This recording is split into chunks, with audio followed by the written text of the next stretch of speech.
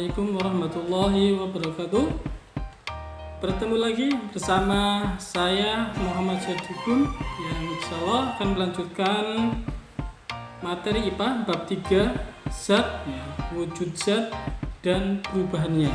Kali ini kita akan melanjutkan, ya, sebagaimana kemarin sudah kita bahas, ya, pengertian materi dan zat, kemudian wujud zat, ya, sifat-sifat zat, perubahan zat, dan kemudian adhesi dan juga kohesi. Insya Allah kita akan melanjutkan, yaitu materi berikutnya, yaitu meniskus.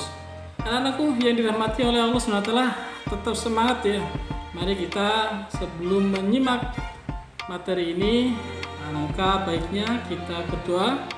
Semoga Allah memberikan kecerdasan kepada kita. Mari anak-anakku berdoa, mulai. Selesai, tetap semangat, tetap terus menyaksikan video dari kami, ya, yang mudah-mudahan bisa memberikan pencerahan. Baik, langsung saja ke materi meniskus, ya. Itu materi ini ya perlu kita ketahui bahwasanya kata kunci daripada meniskus ataupun kemudian perlu kita ketahui apa itu meniskus, yaitu bentuk, ya, permukaan zat cair, ya, dalam tabung ini disebut meniskus. Artinya perlu kita ketahui bahwasannya meniskus ada dua macam, yaitu meniskus cekung dan juga meniskus cembung. Dan berikutnya, ya, kita akan mengetahui tentang kapilaritas, ya. Jadi peristiwa kapilaritas itu banyak kita jumpai dan dalam kehidupan sehari-hari, ya.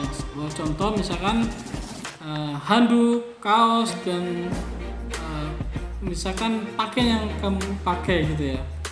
Artinya pakaian yang kita pakai ini, ya, nanti apa itu kapilaritas, gitu, apa istilahnya kaitannya dengan pakaian kita, gitu, ya. Jadi kapilaritas adalah peristiwa naiknya zat cair, gitu, ya, melalui lubang yang sempit, atau pipa kapiler. Semakin sempit lubang kapiler, semakin besar daya kapilaritasnya. Nah, artinya mungkin bahasa yang mudahnya itu, ya, ketika kita punya handuk, ya, dan handuk itu kan tebal, ada yang kemudian pori-porinya tebal, ya, maksudnya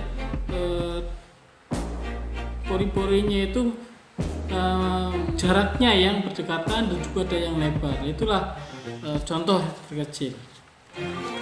Ya, kemudian itulah, ya, bahwasanya yang perlu kita ketahui tentang kapilaritas. Maka contoh, ya, gejala kapilaritas dalam kehidupan sehari-hari adalah naiknya air tanah pada pembuluh kayu sehingga tumbuhan dapat tumbuh dengan subur. Nah, ini ya contohnya, ya, meresapnya air dari kamar mandi di dalam tembok sehingga tembok menjadi lembab, ya. Artinya jadi pori-porinya, ya, kapilaritas itu pori-pori yang bisa memberikan jalan, mempercepat, ya, ya. Jadi seperti itu, ya. Kemudian kembali bahwasanya kita melanjutkan, kita membahas tentang massa jenis. Apa itu massa jenis? Yaitu suatu benda, ya. Suatu benda adalah perbandingan antara massa dengan volume benda. Menyatakan tersebut secara matematis dan dirumuskan sebagai berikut, yaitu Pi sama dengan massa benda, ya, yaitu dengan ini, ya, kodenya, rumusnya itu M per F atau volume, gitu, ya. Inilah dalam satuan sistem internasional, satuan massa jenis dinyatakan dalam kilogram per meter kubik, ya. Sedangkan satuan yang lebih kecil dinyatakan dalam gram atau sentimeter. Baik anak-anakku, tetap semangat. Jangan lupa, ya, menjaga kesehatan dan terus ikuti video ini. Yang berikutnya kita akan membahas tentang konvensi massa, ya. Jadi konvensi massa satuan massa jenis, gitu.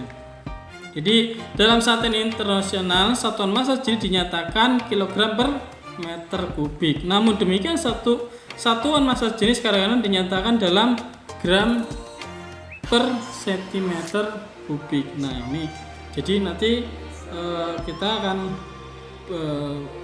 berikan ya contoh ya, mudah-mudahan bisa dipelajari ya. Dan tentu tidak di video ini ya, kita buka materinya di Google Classroom. Kemudian peristiwa sehari-hari yang berkaitan dengan massa jenis ya, mungkin kita bisa melihat atau pernah melihat ya, misalkan kapal selam gitu ya. Jadi kapal selam itu ketika dibuat kapal selam secara otomatis itu kan kapal selam itu kan tadi dibuat bagaimana caranya supaya tidak tenggelam berlebihan, tetapi mereka tetap masih ada di dalam air dan tetapi tidak kemudian muncul. Nah, itulah bagaimana upayanya membuat kapal selam supaya tidak ini karang gitu. Ini yang kemudian peristiwa ya sehari-hari yang berkaitan dengan massa jenis. Maka ya mudah-mudahan ya anak-anak semuanya ada yang berkeinginan menjadi ini ya arsitektur ya, siapa tahu ya kita akan istilahnya mendapatkan ya ternyata kelebihan ataupun kecerdasan yang kemudian kita bisa seperti arsitektur. Nah ini pembahasan tentang tadi massa jenis ya, gimana caranya supaya kapal selam itu tidak kemudian ngambang justru di tengah-tengah air yang kemudian tetap jalannya kencang. Nah, ini pembahasannya mengenai massa jenis. Contoh yang berikutnya itu tinta printer ya. Tinta printer itu kan di situ ada tinta yang kecil, kemudian kenapa tulisannya itu sedikit gitu ya. Maka disitulah keluarnya tinta itu, dari situlah ada massa jenis, ada tekanan ya. Gimana caranya supaya tak ada tadi pengeluaran ataupun keluarnya tinta itu tadi sesuai dengan tadi aturan yang kemudian sudah dirumuskan di dalam printer tadi. Kemudian oli untuk mesin ya. Oli untuk mesin itu kan tujuannya apa? Oli itu kan sebenarnya pelumas gitu. Nah ini yang kemudian yang tentu oli juga itu kan apa istilahnya fungsinya itu kan terbatas gitu ya. Nah, ketika semakin lama ya maka oli itu akan encer dan kemudian pelumasnya itu tidak berfungsi dengan baik, mudah panas. Nah ini yang kemudian perlu diganti. Ini contoh ini ya massa jenis ya yang kemudian kita temukan sehari-hari. Kemudian lapisan batuan penyusun bumi gitu ya. Setelah kemudian massa jenis itu ada contohnya ya, diameter batuan penyusun kerak bumi. Nah, ada bongkah, ada berangkal, kerikil, kerakal, pasir, lanau dan juga lambung.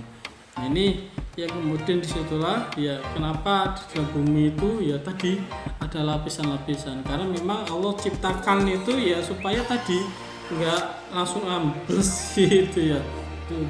Jadi kekuasaan Allah SWT menciptakan bumi itu sangat luar biasa. Maka perlu kita yakini ya dalam penciptaannya Allah SWT, Allah maha segalanya gitu. Kemudian unsur ya, yang berikutnya itu unsur adalah suatu zat tunggal yang tidak dapat diuraikan lagi menjadi zat lain yang lebih sederhana dengan reaksi kimia biasa. Unsur merupakan zat murni ya. Jumlah unsur yang telah dikenal sampai saat ini mencapai 118 unsur. Dari jumlah tersebut 92 unsur diantaranya merupakan unsur yang ditemukan di dalam alam.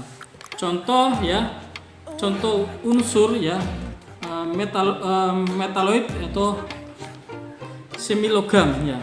Nah ini contoh logam ya.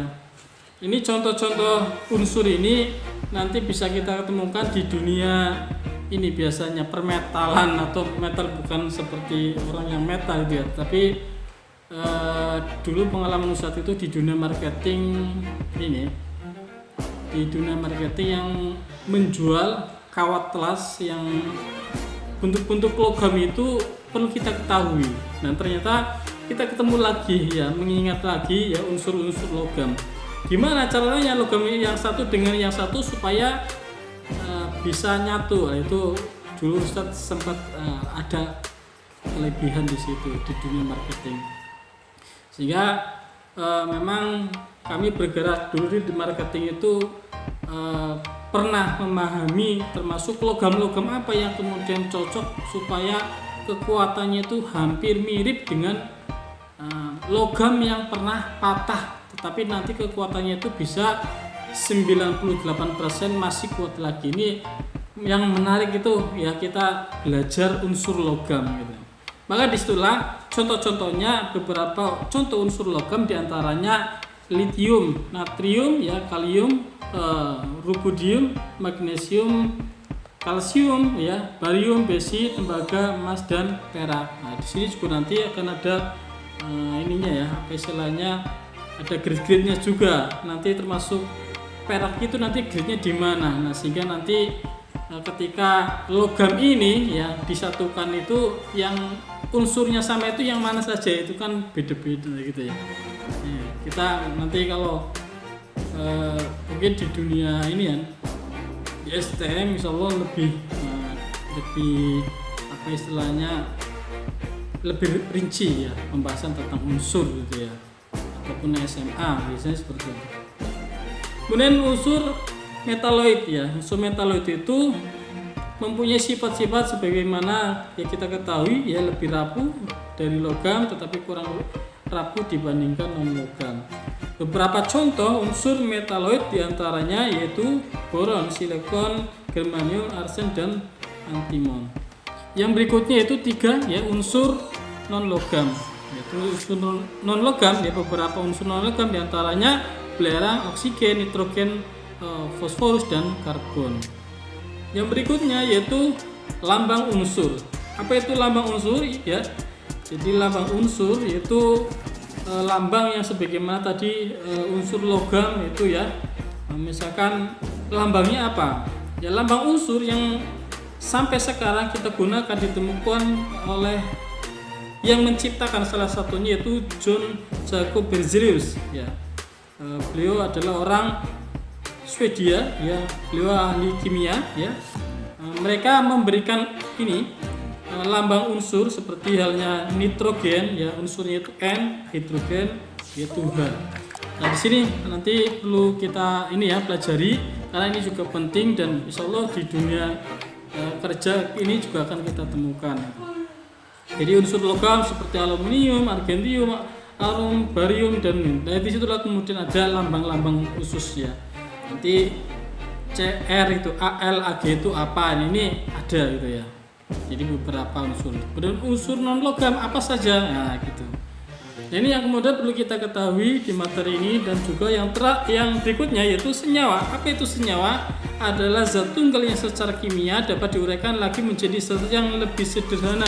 Jadi karena zatnya sama, kemudian nanti bisa disederhanakan. Nah, ciri-cirinya adalah sebagai berikut: merupakan zat tunggal berbentuk